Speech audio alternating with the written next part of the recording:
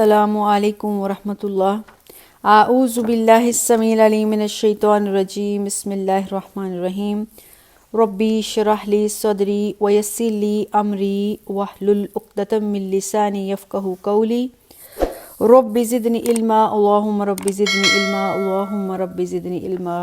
اللہم فقہنا فی الدین، اللہم فقہنا فی الدین، اللہم انی اسألک علما نافعا وعملا متقبلا ورزقا طیبا۔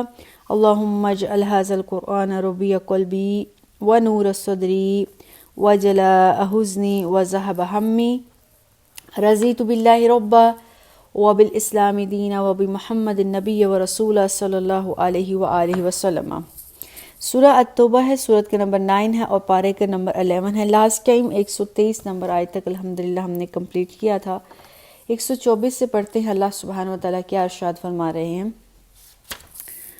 بسم اللہ۔ وَإِذَا مَا أُنزِلَتْ سُورَةٌ فَمِنْهُمْ مَنْ يَقُولُ أَيُّكُمْ زَادَتْهُ هَٰذِهِ إِيمَانًا فَأَمَّا الَّذِينَ آمَنُوا فَزَادَتْهُمْ إِيمَانًا وَهُمْ يَسْتَبْشِرُونَ۔ اللہ یہاں سبحانہ وتعالیٰ جو ہے منافقین کے بارے میں بات کر رہے ہیں کہ جب بھی کوئی نئی صورت نازل ہوتی ہے تو منافقین میں سے کچھ لوگ ایسے ہیں جو مسلمانوں سے کہتے ہیں اس صورت نے تم میں سے کس کے ایمان میں اضافہ کیا ہے؟ تو اس کا جواب اللہ دے رہا ہے جو لوگ ایمان لائے، فَأَمَّا الَّذِينَ آمَنُوا، بس جو لوگ تو ایمان لائے ہیں، فَزَادَتْهُمْ إِيمَانًا، اس صورت سے سچ میں ان کے ایمان میں اضافہ ہوا ہے، وَهُمْ يَسْتَبْشِرُونَ، اور پھر اس صورت کے نازل ہونے پر ان کو خوشی بھی ہوتی ہے۔ تو منافقین جو ہے نا، جب بھی کوئی صورت نازل ہوتی تھی ان کا عقیدہ یہ تھا کہ چونکہ ان کے اندر نفاق اور کفر کا مرض چھایا ہوا ہے اور اس بنا پر ان کو تکلیف ہوتی تھی جب بھی کوئی نئی صورت نازل ہوتی تھی،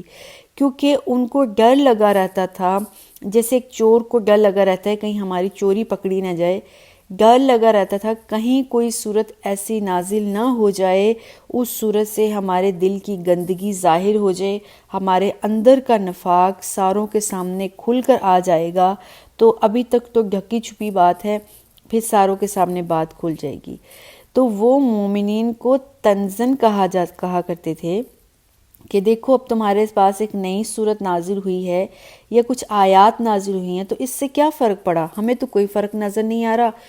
اس صورت میں بھی وہی باتیں ہیں جو پچھلی صورت میں ہے، اور یہ بات دیکھا جائے تو ہر صورت جو ہے وہ دوسری صورت سے ریلیٹ کرتی ہے، ہر صورت میں وہی جو ہے وہ واقعات ہیں، اسی طرح کی انذار اور تبشیر گرانے والی اور خوشخبریاں دینے والی آیات ہیں، تو ملتی جلتی آیات ہیں۔ اب کوئی شخص کہے مجھے اس صورت میں اور اس صورت میں فرق پتہ نہیں چل رہا ہے تو یہ اس کے ایمان کے اندھے ہونے کی نشانی ہے۔ منافقین بھی یہی کہتے تھے کیونکہ ان کو اس صورت کی بات سمجھ میں نہیں آ رہی اور وہ سمجھنا نہیں چاہتے ہیں، اور وہ کہتے ہیں کہ ہمیں تو اس صورت میں کچھ نیا نہیں سمجھ میں آیا، کچھ نیا نہیں ملا، وہی قصے کہانیاں، وہی پرانی باتیں ہیں، تم لوگوں کو کیا پتہ چلا ہے؟ وہ مومنین کو تنزن کہا کرتے تھے، تم لوگوں کو کیا سمجھ میں آیا ہے اس نئی صورت کے نازل ہونے سے؟ تو اللہ تعالیٰ مومنین کے دل کی بات ان کو بتا رہے ہیں، مومنین جو ہے ان کے دلوں میں ایمان مزید اضافہ ہوتا ہے، ایمان مزید نکھرتا ہے، وہ خوش ہوتے ہیں اب ایک نئی صورت نازل ہوئی ہے، نیا سبق ملا ہے، پرانی صورت کمپلیٹ ہو گئی ہے پچھلی، اور اس سے ان کے ایمان میں اضافہ ہوتا ہے، ان کو خوشی ہوتی ہے، کچھ نیا سیکھنے کو ملے گا، اللہ کے نبی کی زبان سے کچھ نئے ارشادات ملیں گے، اللہ کے نبی کی زبان کھلے گی، اللہ کے نبی کی زبان وما ینطق عن الہوی ان هو الا وحی یوحی،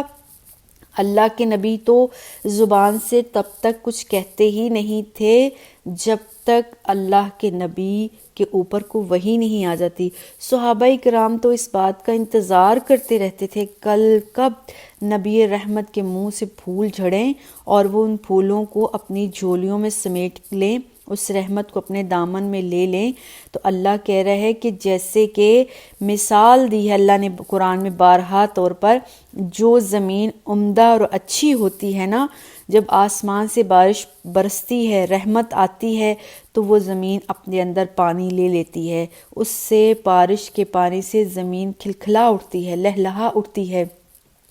وہ اس خوشی میں پھل پھول اور اناج دیتی ہے اللہ کے بندوں کو۔ لیکن جو گندی اور بنجر زمین ہوتی ہے، جو پہلے ہی سیم زدہ زمین ہے، وہ اپنے اندر یا تو پانی لیتی نہیں ہے، اگر لے لیتی ہے تو اس کا نقصان ہی ہوتا ہے، اس میں جھاڑیاں پیدا ہوتی ہیں، اس پانی میں سیم کی وجہ سے بدبو پیدا ہوتی ہے، اور ارد گرد کے لوگوں کو بھی وہ نقصان پہنچاتی ہے، مچھر پیدا کرتی ہے، اور اس طرح کی مختلف بیماریوں کا باعث بننے والی چیزیں وہاں پیدا ہوتی ہیں۔ کیوں؟ کیونکہ وہ دل بیماری والے ہیں، وہ زمین بیماری والی ہیں۔ تو اللہ کہہ رہے ہیں منافقین کے دل گندگی سے بھرے ہوئے ہیں۔ جب مزید کوئی صورت نازل ہوتی تو ان کے دل پر اور گندگی اور زنگ چڑھ جاتا ہے، کفر کی وجہ سے ان کو موت آتی دکھائی دیتی ہے، کیونکہ ان کو خوف ہے، ڈر ہے، کہیں نئی صورت نازل ہوگی تو ان کے دل کا نفاق اللہ مزید ظاہر نہ کر دے۔ جیسے کہ ہم نے سورۃ توبہ جب سے شروع ہوئی، ہم دیکھتے ہیں منافقین کے اندر کا گند اللہ تعالیٰ سارا بتا رہا ہے، اور قیامت تک مسلمانوں کو اس گند سے لوگ آگاہ رہیں گے۔ اس بات کا خوف اور ڈر منافقین کو تھا کہ اندر کا کفر کہیں ظاہر نہ ہو جائے۔ لیکن جو ایمان والے ہیں، اللہ کہہ رہے ہیں وَهُمْ يَسْتَبْشِرُونَ، جب بھی کوئی سورت نازل ہوتی ہے وہ خوش ہوتے ہیں، اللہ کی طرف سے ان کے پاس رحمت آئی ہے، اللہ کے نبی کے منہ سے اس قرآن کو سننے کا ان کو موقع ملے گا۔ آگے آیت نمبر 125 میں اللہ کہہ رہے ہیں وَأَمَّا الَّذِينَ فِي قُلُوبِهِمْ مَرَضٌ فَزَادَتْهُمْ رِجْسًا إِلَىٰ رِجْزِهِمْ، جو منافق ہیں جن کے دلوں میں نفاق کی بیماری ہے، جب بھی کوئی نئی صورت نازل ہوتی ہے ان کے دل میں جو ناپاکی ہے پہلے سے موجود تھی، نئی صورت نازل ہونے کی وجہ سے مزید اس ناپاکی میں اضافہ ہوتا ہے۔ وَمَاتُوا وَهُمْ كَافِرُونَ، اور جو وہ مریں گے اس حال میں مریں گے کہ وہ کافر ہی ہوں گے۔ کیا مطلب سمجھ میں آیا؟ پہلے ہی ان کے دل کے اندر کفر تھا، نفاق تھا، اب جب نئی صورت نازل ہوئی اور اس صورت میں اللہ واضح کہہ دیتا ہے ایمان والوں کی نشانیاں یہ ہیں، کفر کی نشانیاں یہ ہیں، نفاق کرنے والوں کی نشانیاں یہ ہیں، تو ان کو اپنی نشانیوں کی سمجھ میں آ جاتی ہے، ان کو پتہ چل جاتا ہے یہ اشارہ ہماری طرف ہے، وہ مزید جل بھن جاتے ہیں کہ اللہ نے ان کے بارے میں کھول کر بیان کر دیا ہے اور مومنین کی تعریف کی ہے، مومنین کے لیے جنت کے وعدے کیے ہیں، اللہ کی خوشخبریوں کے وعدے کیے ہیں، اللہ نے اپنی رحمت کے وعدے کیے ہیں۔ اس حال میں مزید وہ جلتے بھونتے ہیں، اللہ کہتے ہیں ان کی ناپاکی میں، جلنے بھولنے میں، ان کے جیلس ہونے میں، حسد کرنے میں مزید اضافہ ہی ہوتا ہے، اور اسی طرح سے جل بھن کر وہ رہ جائیں گے، اور وہ جب مریں گے تو کفر کی حالت میں ہی مریں گے۔ حالانکہ بظاہر منافقین ایمان کا دعویٰ کر رہے ہیں، ایمان کے نعرے لگا رہے ہیں، لیکن اندر جو ان کے نفاق بھرا ہوا ہے وہ کفر سے بھی زیادہ سخت ہے، اور اسی طرح جلتے بھنتے بھنتے وہ کفر کی حالت میں ہی مر جائیں گے۔ ان کو موقع نہیں ملے گا کہ وہ سمجھ جائیں، نصیحت حاصل کر لیں، مومنین کی جیسی زندگی گزار لیں، اللہ اس کے رسول کے فرامین کو اپنے دل میں سما لیں، یہ ان کو توفیق نہیں ہونے والی۔ کیوں؟ ان کے اندر جو نفاق ہے وہ گڑ گیا ہے، وہ مضبوط ہو چکا ہے، اور اس مضبوطی کی وجہ سے ان کو اب دین اسلام کی کوئی بات صحیح سے سمجھ ہی نہیں آتی۔ آیت نمبر 126 ہے اولا یرون انہم یفتنون فی کل عام مرۃ او مرتین،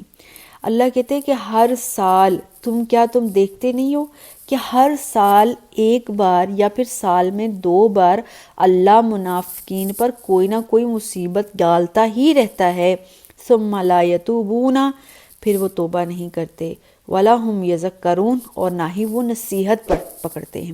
منافقین پر سال میں 1 بار یا 2 بار کیا آزمائش آتی ہے؟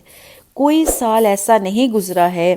تاریخ میں، اگر ہم دیکھیں رسول اللہ صلی اللہ علیہ وسلم کی زندگی جتنی بھی تھی اس سب میں اگر ہم مدنی دور کو دیکھتے ہیں تو ایوری ایئر سال میں 1 یا 2 بار کوئی ایسی آیات نازل ہوتی ہے جس میں ان کی رسوائی کی بات ہوتی ہے۔ یا ان کی کوئی سازش پکڑی جاتی ہے، ان کا راز افشاں ہو جاتا ہے۔ اب راز جب افشاں ہوتا ہے تو پھر ان کی انسلٹ ہوتی ہے۔ کبھی سال میں کوئی جنگ آ جاتی ہے اور وہ جنگ آتی ہے تو پھر یہ ان کے لیے بہت بڑی آزمائش بن جاتی ہے۔ اگر تو جنگ میں حصہ لیتے ہیں تو بے موت مارے جاتے ہیں، اور جنگ میں حصہ لینے سے انکار کرتے ہیں، پھر اللہ واضح بتاتا ہے یہ منافقین ہیں، جیسے ہم پیچھے سورۃ توبہ میں پڑھ چکے ہیں۔ اللہ تعالیٰ نے بار بار ان کی انسلٹ کی ہے، انہوں نے اللہ کے راستے میں جانے سے، جہاد میں جانے سے انکار کیا ہے، اور ان کی یہ وعید اور یہ سزا ہے۔ اور پھر یہ جنگیں ان کے ایمان کی آزمائش بن جاتی۔ کبھی کبھی خود ہی اپنے منہ سے اس قسم کے الفاظ نکال بیٹھتے ہیں یہ منافق، جو ان کے لیے رسوائی کا سبب بنتا ہے۔ تو جب بھی کوئی بھی سال آتا ہے، قرآن کہتا ہے ہر سال کوئی نہ کوئی مصیبت ان کے لیے کھڑی رہتی ہے، کبھی سال میں 2 بار، کبھی 1 دفعہ، کبھی وہ خود رسوائی کا سبب بن جاتے ہیں، کبھی کوئی جنگ آ جاتی ہے، کوئی اللہ کی طرف سے امتحان آ جاتا ہے۔ مومنینوں تے اپنی جان کو، مومنین پیچھے ہم بات کر چکے ہیں، اپنی جان اور اپنے مال کو اللہ کو گروی دے دیا ہے۔ اب ان کے لیے اللہ روز امتحان لے یا نہ لے، ان کے لیے برابر ہے، کیونکہ انہوں نے اپنا جان مال اللہ کو دے دیا ہے۔ لیکن منافقین اسی انتظار میں ہے کہیں ہمارے اوپر کوئی آزمائش نہ آ جائے۔ اگر ہم نے انکار کیا تو ہم مسلمانوں کے سامنے مدینہ کے اندر ہماری بےزتی ہو جائے گی، انسلٹ ہو جائے گی، اور ہم الگ سے ہی مانے جائیں گے کہ ہم سچے مومن نہیں ہیں۔ اور اگر ہم سے کوئی بات نکل جاتی ہے، اور کبھی کبھار خود ہی اپنے منہ سے ایسی باتیں کر بیٹھتے تھے جو ان کے لیے رسوائی کا سبب بنتا، اللہ کہہ رہے ہیں جب بھی ایسی بات ہوتی، وہ ان کا کوئی راز افشا ہو جاتا، یا ان کے منہ سے کوئی بات نکل جاتی، ان کا راز افشا ہو جاتا، اس بنا پر کیا ہوتا کہ وہ سیدھی راہ پر آ جاتے، وہ اللہ کے نبی کے پاس آ کر توبہ کرتے، سوری کرتے، اللہ سے توبہ مانگتے، وہ سیدھی راہ پر آنے کی بجائے مکر و فریب کرتے، جھوٹ پر پردہ ڈالتے، ایک جھوٹ کے بعد مزید جھوٹ اس چھپانے کو لیے کرتے۔ جیسے کہ غزوہ تبوک میں انہوں نے آ کر اللہ کے نبی کے پاس جھوٹے بہانے بنائے، خود آ کر اپنی غلطی کا اعتراف کر کے اللہ تعالیٰ سے توبہ نہیں کی، بلکہ ان غلطیوں پر، جھوٹ پر پردے ڈالے۔ اسی طرح اللہ تعالیٰ کہتے ہیں کہ مومنوں کے دلوں میں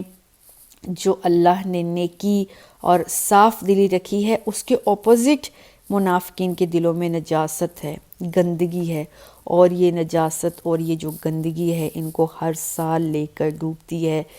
ان کے لیے مصیبت کا باعث بنتی ہے۔ جب بھی ان کے اوپر وہ مصیبت آتی ہے جس کو یہ مصیبت سمجھتے ہیں، اللہ کا امتحان آتا ہے، اس وقت یہ اللہ سے توبہ نہیں کرتے، ثم لا یتوبون، یہ اللہ سے توبہ نہیں کرتے، ولا ہم یذکرون، اور نہ ہی اس سے نصیحت پکڑ کے آئندہ کے لیے اپنے راستے کو صاف کرتے ہیں۔ قرآن جب نازل ہوتا ہے، قرآن کی کوئی صورت نازل ہوتی ہے، وہ بھی ان کے لیے مصیبت ہے، وہ بھی ان کے لیے راز کو افشاں کرنے کی چیز ہے۔ کوئی جنگ آ جاتی ہے، وہ بھی ان کے لیے مصیبت ہے۔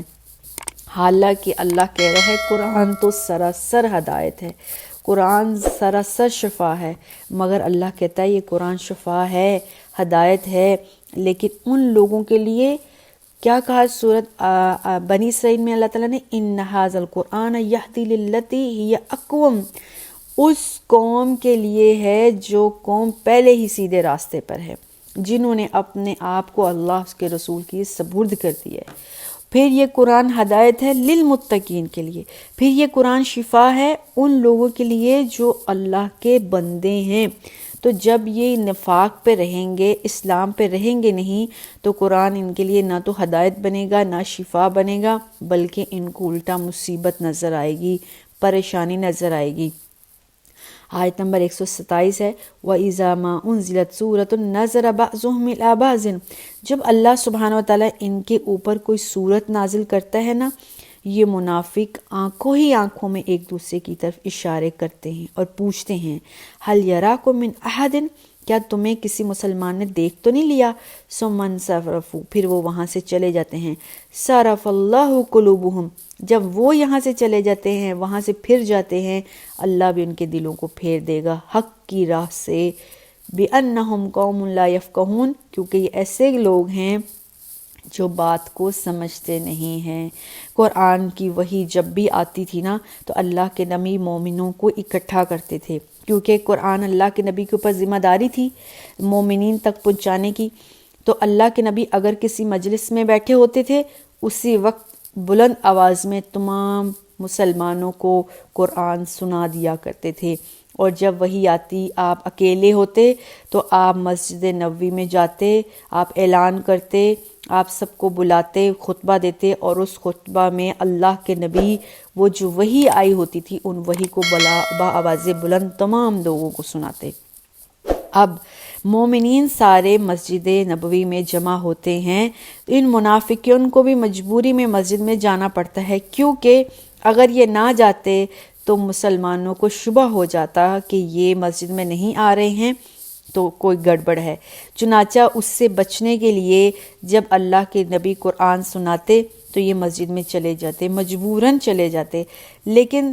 دین اور اسلام کی باتیں زنگ آلود دلوں پر اثر نہیں کرنے والی تھیں، اور جیسے ہی تھوڑی دیر گزرتی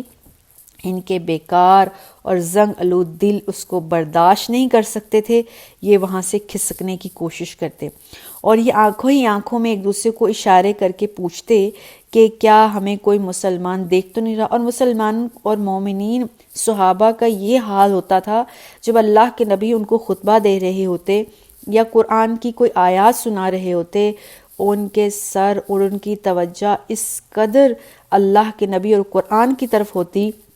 کہ حدیث میں آتا ہے صحابہ کرام اس قدر محو ہوتے گویا کہ ان کے سروں پر پرندے بیٹھے ہوئے ہیں، ذرا بھی وہ ہلیں گے یا اپنے آپ کو ادھر ادھر دیکھیں گے تو وہ پرندے اڑ جائیں گے، اس انہماک سے توجہ سے وہ قرآن کو سنتے۔ لیکن منافقین مجبوراً مسجد نبوی میں چلے تو جاتے، لیکن وہاں ان کو زیادہ برداشت نہیں ہوتا تھا۔ حاضری لگوانے کے فوراً بعد دیکھتے کہ اب کوئی مومن ہمیں دیکھ رہا ہے، اور مومنین کا تو حال یہ تھا کہ وہ اللہ اس کے رسول کی باتوں میں محو ہوتے تھے، تو نظریں چرا کر چپکے سے وہاں سے نکل آتے، لیکن اللہ کے پاس کوئی بات چھپی ہوئی نہیں ہے۔ اللہ نے ان کی اس کرتوت کو بھی بتا دیا ہے کہ یہ لوگ رشد و ہدایت کی محفل سے بھاگنا شروع کر دیتے ہیں، جیسے یہ اللہ اور اس کے دین سے بھاگ رہے ہیں، اللہ بھی ان کے دلوں کو اللہ اپنے دین سے پھیر لے گا، ان کے دلوں کو ہدایت کی طرف نہیں موڑے گا۔ کیوں؟ بِأَنَّهُمْ قَوْمٌ لَا يَفْقَهُونَ، یہ ایسے قوم ہے جو بات کو سمجھتے ہی نہیں ہیں۔ تو اس بات سے کیا سمجھ میں آیا ہے؟ قرآن سمجھنے والی بات ہے، انڈرسٹینڈ کرنے والی بات ہے، پڑھنے والی صرف بات نہیں ہے۔ دین کی مجالس میں چلے جانا، وہاں پر تھوڑی دیر رک کر آ جانا، یہ مقاصد نہیں ہوتا دین کی مجالس کا، اور نہ ہی دین کی مجالس میں جا کے اس طرح کی ایکٹیویٹیز کرنی ہیں، کیونکہ یہ باتیں اللہ اور اس کے رسول کو پسند نہیں ہیں۔ اس طرح سے دین کی محفل میں جانا چاہیے جیسے صحابہ اللہ کے نبی کا قرآن سنتے تھے، اور اگر بہت مجبوری ہے تو دل پر پتھر رکھ کے اللہ سے وعدہ کرنا، اللہ میں قرآن کو سننے کے لیے آیا تھا یا آئی تھی، میری فلاں مجبوری اور مقصد کے تحت میں یہاں سے جا رہی ہوں۔ یہ دیکھنا کہ یہاں پر ابھی میرے مطلب کی کوئی بات نہیں ہو رہی ہے، کوئی قصہ کہانی اور مذاقیہ سٹوری نہیں چل رہی ہے، بہت ہی خشک مضمون چل رہا ہے، وہاں سے کھسک جانا، اس طرح کی باتیں اللہ کو پسند نہیں ہیں، کیونکہ انسان کو اللہ نے قرآن سمجھنے کے لیے دیا ہے، اور جب تک قرآن سمجھ میں نہیں آئے گا انسان کی ہدایت کا راستہ کھلے گا نہیں۔ کبھی کبھی ہم دیکھتے ہیں نا کہ قرآن کوئی بھی کتاب ہے تو انسان ساری کی ساری کتاب پڑھ لیتا ہے لیکن اس پر اثر نہیں ہوتا ہے، لیکن کبھی کبھی کیا ہوتا ہے ایک پیرا، ایک لائن اس کے دل پر اتر جاتی ہے، تو یہ تب ہوتا ہے جب پورے انہماک سے توجہ سے اس چیز کو ہم دیکھ رہے ہوتے ہیں، پڑھ رہے ہوتے ہیں۔ تو اللہ بھی یہی کہہ رہا ہے یفقہون، فہم، انڈرسٹینڈنگ، یہ قرآن کو سن تو رہے ہیں لیکن اوپر سے ان کے گزر رہا ہے، ایک کان سے سنتے ہیں دوسرے سے نکال دیتے ہیں، کیونکہ قرآن کو ڈیپلی انڈرسٹینڈ کر ہی نہیں پا رہے۔ اور اگر اس آیت کو ہم پچھلی آیت سے ریلیٹ کریں تو اللہ کہہ رہے ہیں جیسے کہ ہر سال یہ سال میں 2 مرتبہ یہ رسوا ہوتے ہیں، رسوا ہونے کے بعد ان کو سمجھ آ جانی چاہیے کہ ہماری نجات کا ذریعہ، ہماری دین و آخرت کی بھلائی، ہماری عزت اس قرآن سے جڑنے میں ہے، اللہ کے ساتھ جڑنے میں ہے، اور یہ ہمارے لیے بھی سبق ہے اللہ کے ساتھ جڑنے کے لیے، اللہ کے ساتھ دین کو سمجھنے کے لیے قرآن کو سمجھنا بہت ضروری ہے۔ تو ہماری دنیا اور آخرت کی بھلائی کس بات میں ہے، ہماری دنیا میں عزت کس بات میں ہے؟ قرآن کے ساتھ جڑنے میں، اور دنیا اور آخرت میں ذلت اور رسوائی بھی اسی بات میں ہے کہ ہم نے قرآن کو چھوڑ دیا ہے۔ تو اللہ کہہ رہے ہیں منافقین کی یہ حال ہے کہ وہ قرآن سنتے ہی نہیں ہیں، جب کبھی اللہ کے دین کی مجلس میں چلے جاتے ہیں تو اس وقت وہاں سے منہ پھیر کر آ جاتے ہیں۔ کیا ہی خوبصورت نظارہ اور سماع ہوگا، خود اللہ کے نبی قرآن سنا رہے ہیں اور صحابہ اکرام اس قرآن کو سن رہے ہیں، اور اللہ سبحانہ و تعالیٰ قرآن اوپر سے نازل کر رہے ہیں اور فرشتے ارد گرد پر پھیلائے بیٹھے ہیں، تو اس سے زیادہ خوش نصیبی کی بات اور کیا ہو سکتی ہے؟ اللہم اجعلنا منہم۔ آیت نمبر 128 ہے وَلَقَدْ جَاءَكُمْ رَسُولٌ مِّنْ أَنفُسِكُمْ۔ اللہ کہہ رہے ہیں یہ محمد صلی اللہ علیہ وسلم تمہارے میں سے ہی رسول ہیں۔ تمہارے میں سے رسول مطلب تم عرب کے لوگوں کو کہہ رہے کہ تمہارے خاندان سے، تمہارے قبیلے سے ہی محمد صلی اللہ علیہ وسلم ہیں، اور محمد صلی اللہ علیہ وسلم کی زندگی ساری کی ساری تمہارے اندر گزری۔ یہ نہیں کہ اللہ کے نبی ان جیسے ہیں، نعوذ باللہ من ذالک، اللہ ہم جیسے نہیں ہیں، لیکن اللہ کے نبی ہم تمام لوگوں جیسے نہیں ہیں، انسانوں کی طرح نہیں ہیں۔ یہاں مراد ہے اللہ کے نبی اس قبیلے اور خاندان میں ہیں۔ اللہ کے نبی کہیں باہر سے آ کر دین نہیں سکھلا رہے، بچپن سے لے کر بڑھاپے تک اللہ کے نبی تم لوگوں کے اندر رہے ہیں۔ اللہ کے نبی صلی اللہ علیہ وسلم کی زندگی کے تمام حالات، عادات و واقعات، خصائص، خوبیاں سب آپ کے سامنے ہیں۔ مکہ والوں کو کہا جا رہا ہے اللہ کے نبی کی دیانت، امانت اور صداقت کے تم لوگ شاہد ہو، اور اللہ کے نبی تمہارے جیسی ہی زبان بولتے ہیں۔ یہ بات تو تمہارے لیے قابل فخر ہونا چاہیے۔ تمہیں اللہ کے نبی کی ہر بات کو فوراً اس پر عمل کرنا چاہیے، کیونکہ اللہ کے نبی نے وہ سب کچھ کر کے دکھایا ہے۔ ان کی پرسنالٹی، ان کی ذات تمہارے سامنے بالکل واضح ہے، اب تمہیں ان میں شک کرنے کی گنجائش ہی نہیں بچتی۔ رسول تمہارے میں سے ہیں، عزیز علیہ، یہ رسول صلی اللہ علیہ وسلم بہت تمہارے لیے خیر خواہ ہیں، بہت تمہارے قریب ہیں۔ ماں انت تمہاری سن علیکم بالمؤمنین، جب بھی تمہیں کوئی تکلیف پہنچتی ہے تو اللہ کے نبی کے اوپر بہت مشکل گزرتی ہے، اور اللہ کے نبی تمہاری فلاح کے لیے ہمیشہ حریص رہتے ہیں، ہمیشہ کوشاں رہتے ہیں۔ بالمؤمنین رؤوف الرحیم، اللہ کے نبی مومنین پر نہایت مہربان اور رحم کرنے والے ہیں۔ رسول اللہ صلی اللہ علیہ وسلم جب بھی کوئی مومنوں کے اندر تکلیف دیکھتے تھے فوراً اللہ کے نبی کی جان پر بناتی تھی۔ آپ کی فوراً کوشش ہوتی تھی کہ آپ صلی اللہ علیہ وسلم ہر ایک کی تکلیف کو فوراً ختم کر دیں، فوراً اس کو حل کر دیں، اور آپ صلی اللہ علیہ وسلم کی اپنی امت پر بہت سی آسانیاں کی ہیں۔ ذرا بھی اللہ نے کوئی مشکل ڈالی ہے تو اللہ کے نبی نے فوراً سے اللہ کے یہاں ریکویسٹ کر کے اس مشکل کو سہل اور آسان بنایا ہے۔ آپ نے ہر جگہ پہ آسانیاں ہی بانٹی ہیں، سختیاں نہیں بانٹی ہیں۔ پھر اللہ کے نبی حریص ہیں مومنین کے لیے۔ اللہ کے نبی چاہتے ہیں کہ ہمارے لیے آخر بھی کوئی عذاب نہ ہو جائے، تمام مومنین دوزخ سے بچ جائیں، اور اس کا واحد حل جو ہے وہ ہے ایمان لا کر اللہ اور اس کے رسول کے فرما بردار ہو کر ہیں۔ یعنی اللہ کے رسول کے دل میں تمہاری خیر خواہی اور تڑپ اس قدر ہے کہ اللہ کے نبی چاہتے ہیں کسی نہ کسی طرح سے تم ایمان لے آؤ، یہاں تک کہ اللہ کے نبی بارہا مشکلات، جنگیں کی، زخم کھائے، دندان مبارک شہید کروائے۔ یہاں کس واقعہ کا ذکر کیا جائے؟ 12,000 کا لشکر ہے، غزوہ حنین میں اکیلے اللہ کے نبی کافروں کے سامنے تنہا جنگ لڑے۔ کس لیے؟ یہ ساری مشکلات اور برداشت کس لیے؟ اس امت کے لیے ہیں۔ اللہ کے نبی بے قرار ہو جاتے ہیں مسلمانوں کی تکلیفوں کو دیکھ کر، پریشانیوں کو دیکھ لے کر، اسی لیے آپ کا خاصہ جو ہے، آپ کی تعریف یہ ہے کہ آپ رحمت للعالمین ہیں۔ آپ مومنوں کے لیے بہت ہی ہمدرد ہیں، مہربان ہیں۔ مومنوں کے حق میں آپ کا رحیم ہونا ایک الگ صفت ہے، رعوف ہونا ایک الگ صفت ہے۔ رحم اور مہربانی کا تعلق ہر حالات میں اللہ کے نبی مسلمانوں کے ساتھ تھے، اور رعوف جب بھی کسی کے اوپر مشکل و پریشانی ہوتی تھی تو اللہ کے نبی خاص طور پر اس کا ساتھ دیتے تھے، اس کی مشکل اور پریشانی کو حل کرتے ہیں۔ یہاں تک کہ امی عائشہ کہتی ہیں رسول اللہ صلی اللہ علیہ وسلم ساری رات جو ہے اللہ کے سامنے گڑ گڑاتے ہیں، میں دیکھتی ہوں اللہ کے نبی کے کھڑے ہونے کی وجہ سے پاؤں مبارک سوج جاتے ہیں، ورم آ جاتا ہے۔ میں کہتی ہوں اللہ کے نبی، آپ تو اللہ کے نبی ہیں، آپ تو بخشے ہوئے ہیں، آپ اتنا اللہ سے کیوں معافیاں مانگ رہے ہیں، کیوں رو رہے ہیں، کیوں گڑ گڑا رہے ہیں؟ اللہ کے نبی کہتے ہیں عائشہ رضی اللہ تعالیٰ عنہ، میں اپنی امت کے لیے گڑ گڑاتا ہوں۔ وہ نبی جو بار بار اپنی امت کے لیے پریشان ہے، اس سے بڑھ کر رؤوف الرحیم اور کیا ہو سکتا ہے؟ کل قیامت کے دن ساری دنیا اپنی قبروں سے اٹھے گی جب، تو اللہ کے نبی کہتے ہیں میں سب سے پہلے اٹھوں گا، میں اللہ کے عرش کا پایا پکڑ کر کھڑا ہوں گا اور میرا سر سجدے میں ہوگا، اور میں اللہ سے یہ کی ریکویسٹ کرتا جاؤں گا، یا ربی امتی،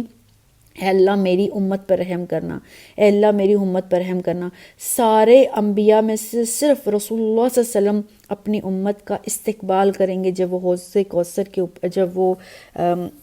جہنم کے اوپر سے پل صراط سے گزر کر پار جائیں گے، تو اللہ کے نبی وہاں ہاتھ میں پیالہ پکڑ کے حوض کوثر کے پانی کا استقبال کے لیے کھڑے ہوں گے اپنے امتیوں کے لیے۔ پھر اللہ کے نبی کی امت جب تک ساری جنت میں نہیں چلی جاتی، اللہ کے نبی انتظار کریں گے۔ اس سے بڑھ کر کسی کے رحیم اور غفور ہونے کی اور کیا نشانی ہو سکتی ہے؟